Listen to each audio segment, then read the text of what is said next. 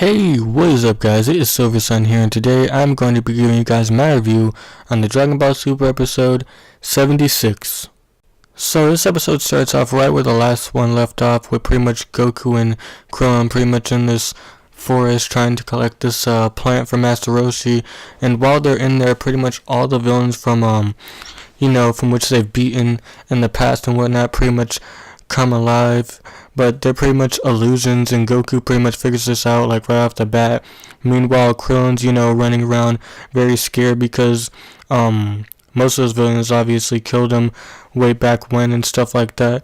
One thing I thought was kind of odd in my opinion was that with one of the villains, they like reanimated that death scene that happened. I think it was back in Dragon Ball and whatnot, but for like the Dragon Ball Z stuff, like Frieza killing him and Deborah turning him into stone, so like that was like all like the Dragon Ball Kai footage and whatnot.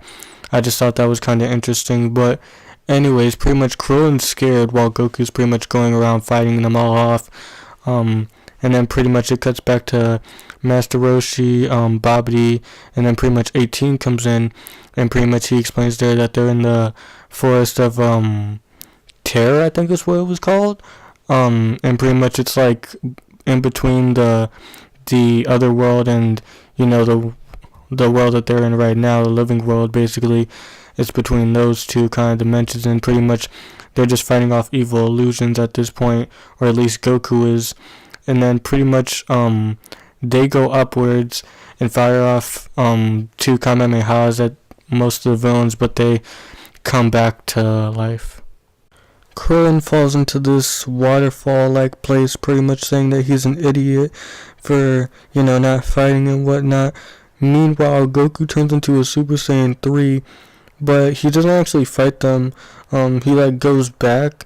It was just there for a second, I'm not really sure why, but pretty much Goku comes down and then all the enemies pretty much disappear because Goku lowered his energy, and so pretty much he uses the flying Nimbus, something that we haven't seen in quite some time, to go and try and find Krillin and see where he went off to.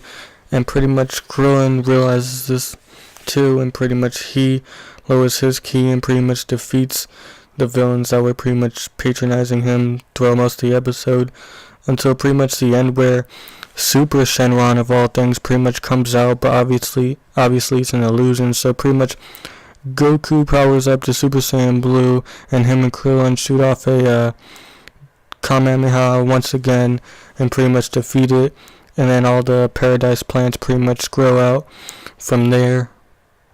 They return back to Master Roshi, who pretty much eats the plants, pretty much making them live for another 1,000 years, which I thought was pretty cool in the way, that they have something like that in this show and whatnot.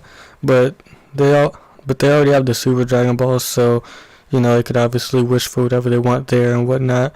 And I don't know, I thought it was kind of cool how they invented that little forest and stuff like that. Kind of hope we see that come back eventually. Maybe they could, train there or something possibly. But pretty much by the end, Krillin cuts his hair once again, going bald, and pretty much Goku requests to spar with him again, and then he pretty much says don't turn Super Saiyan, and then that's pretty much where it ends. But judging by the episode preview for the next episode, it seems like stuff is really going to be kicking up, in terms of the next arc and whatnot, where finally going to be getting out of this filler. Not to say that was bad or anything, I'm just saying that, something even bigger is coming up, and it should be really exciting to see what happens and see how this whole universe survival arc thing ends, and how it, goes throughout the coming months and whatnot. But yeah, as far as this episode goes, it was pretty alright, nothing too amazing. There were a few wonky faces in my opinion on some of the villains every once in a while, but other than that, I thought the animation was pretty good, pretty not terrible or anything like that. And speaking of animation, some people were kind of talking about the thick black lines and whatnot on this preview and whatnot. I didn't mind it. I thought it looked good, It didn't look horrible or anything like that. It's just, thicker lines, that's kind of it. Other than that, everything else looks pretty much the same in my opinion. If anything, I kind of feel like it looks a little bit better with the thicker lines. I don't know. That could be just me probably. But yeah, that's pretty much it for this review, guys. And until the next one, Silver Sun is out.